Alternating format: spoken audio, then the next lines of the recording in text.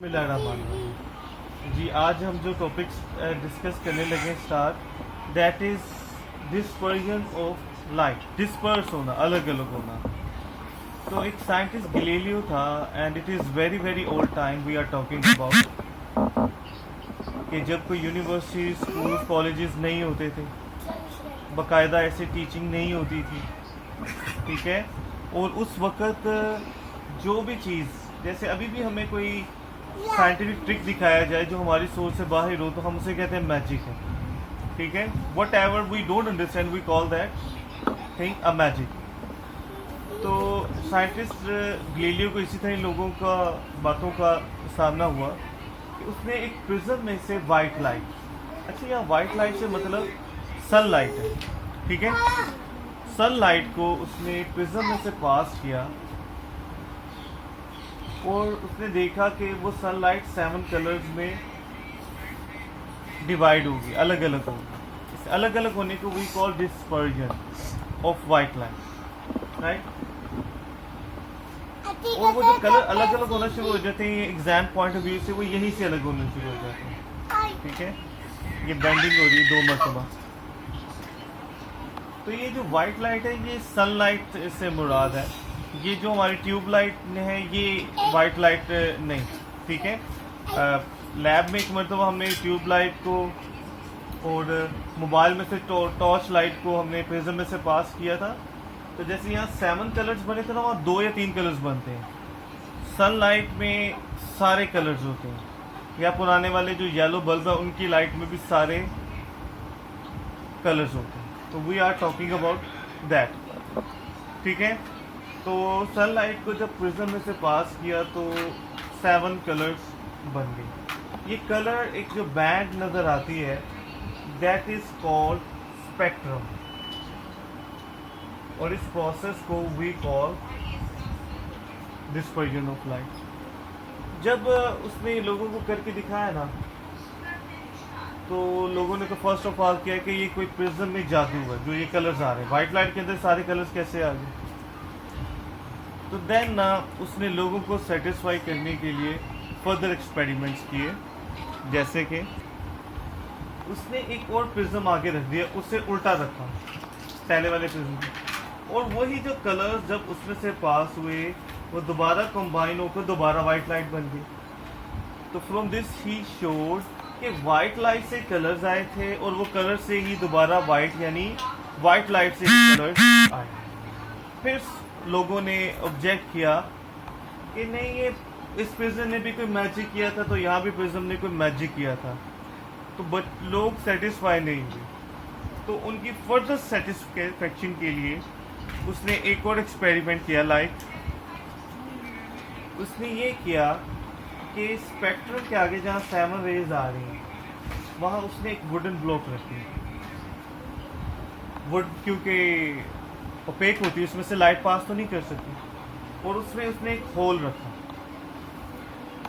और वो जो स्पेक्ट्रम या कलर्स बनता था इसके ऊपर उसने क्या किया कि होल को ऐसे एडजस्ट किया कि ग्रीन वाली लाइट होल में पड़ती थी और होल में से क्रॉस कर जाती।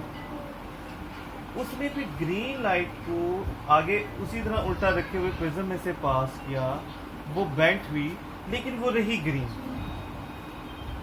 अच्छा, इसने यहाँ नहीं रोका, उसने फिर ये होल को बारी बारी आगे पीछे एडजस्ट करके ऐसे किया कि हर कलर को बारी बारी उसने प्रिज्म में से पास किया, और फिर ये फैक्ट सामने आई कि जो भी कलर प्रिज्म में एंटर होता था कलर वैसे रहता था, बेंट होती थी लाइट, कलर वैसे रहता था। तो दिस प्रूव के प्रिज्म में कोई जादू ही नहीं है कि वो कलर चेंज कर दें। तो इनफैक्ट ये कलर्स खुद ही हैं, प्रिज्म कोई कलर चेंज नहीं करता। तो दिस प्रूव के प्रिज्म में कोई जादू नहीं है और वाइट लाइट से ही ये सारे कलर्स आए हैं। तो दिस वे जो गैलीलियो था इसने ये बात प्रूव की कि वाइट लाइट से ही 7 कलर्स आते हैं और लाइट डिस्पर्स होती है, ठीक है। अब क्वेश्चन है कि लाइट डिस्पर्स क्यों होती है। उससे पहले हमें कुछ बातों का जानना ज़रूरी है इन कलर्स के बारे में, इनके ऑर्डर के बारे में। अच्छा जी, अगर हम लाइट स्पेक्ट्रम को विजिबल लाइट, ये विजिबल लाइट की बात कर रहे हैं जो हमें नज़र नहीं आती, जो नज़र आती हैं, और बाकी है infrared, ultra violet, x ray, gamma, जो हमने प्रीवियस टेस्ट में नज़र नहीं आती। तो जो हमें नज़र आ रही लाइट्स, उनमें अगर स्पेक्ट्रम का मतलब वैरायटी देखें तो ये 7 colours, violet, indigo, blue, green, yellow, orange, right. अच्छा, इसमें जो वायलेट है इसकी फ्रीक्वेंसी सबसे ज़्यादा है, मैक्सिमम है, लेकिन वेवलेंथ सबसे कम है। And as we go red पर आए तो फ्रीक्वेंसी सबसे कम है, वेवलेंथ सबसे ज़्यादा है। ठीक है, ये एक ऑर्डर है, लेकिन स्पीड सबकी सेम है। और वो क्या है? स्पीड ऑफ लाइट, कि लाइट्स ही हैं। ये जो सबसे आखिर वाले दो हैं, इनके बारे में वैसे मैं शेयर करना चाह रहा हूँ पर्सनली, कि इनके वेवलेंथ सबसे ज़्यादा हो। जिनके वेवलेंथ सबसे ज़्यादा हो ना, दे डिस्पर्स और स्प्रेड लीस्ट, सबसे कम डिस्पर्स करते हैं। That is why they stay stronger. तो अब आप नोट करना कि जितने भी कलर्स हैं उनमें रेड और ऑरेंज, रेड स्पेशली सबसे ज़्यादा प्रोमिनेंट है, स्ट्रॉन्ग नज़र आएगा।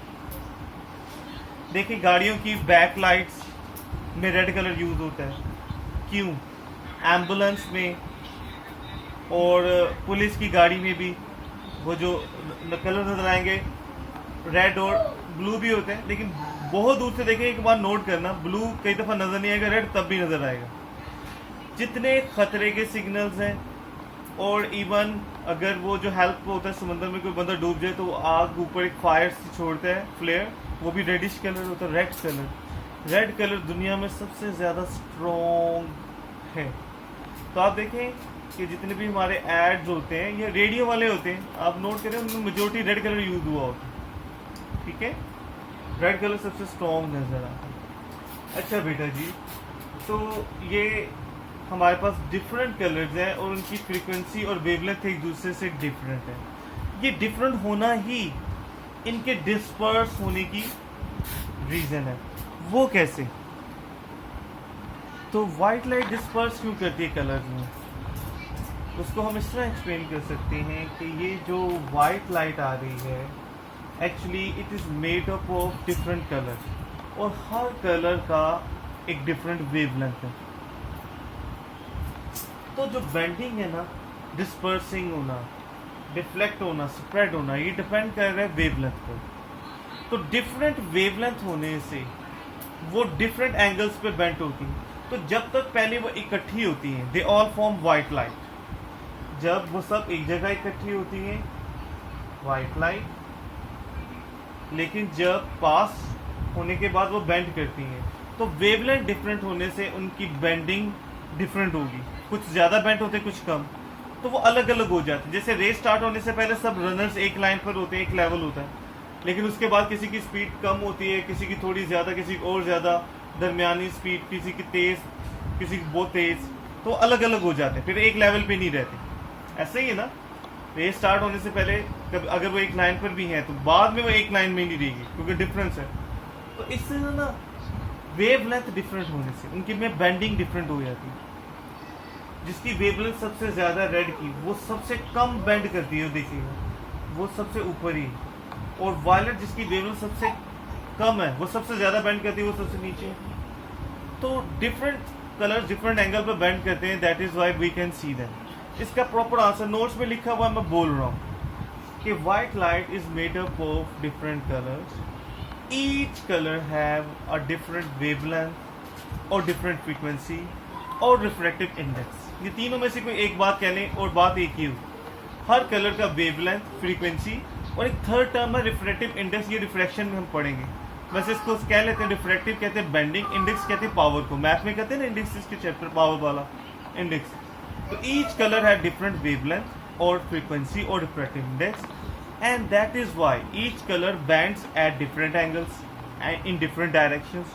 तो जब डिफरेंट डायरेक्शंस में होते हैं, they get separate. So this is the reason why colors are separated from each other. तो बेंडिंग का ताल्लुक वेवलेंथ से और फ्रीक्वेंसी से कैसे है, ये ज़रा समझने के लिए देखते हैं हम। अगर याद रख सकें, ये विबग्योर अगर आप याद रखें तो ऑर्डर याद रहेगा। और जैसे विबग्योर से वायलेट से रेड की तरफ जाते हैं, वेवलेंथ इंक्रीज होता है और फ्रीक्वेंसी डिक्रीज। तो फ्रीक्वेंसी और वेवलेंथ का डिफ्लेक्शन या बेंडिंग से क्या रिलेशन है? लैम्डा के साथ इन्वर्स जैसा, ये एग्जैक्टली इन्वर्स नहीं, इन्वर्स जैसा रिलेशन है। कि जिनकी वेवलेंथ ज़्यादा है उनकी बेंडिंग या डिफ्लेक्शन कम है।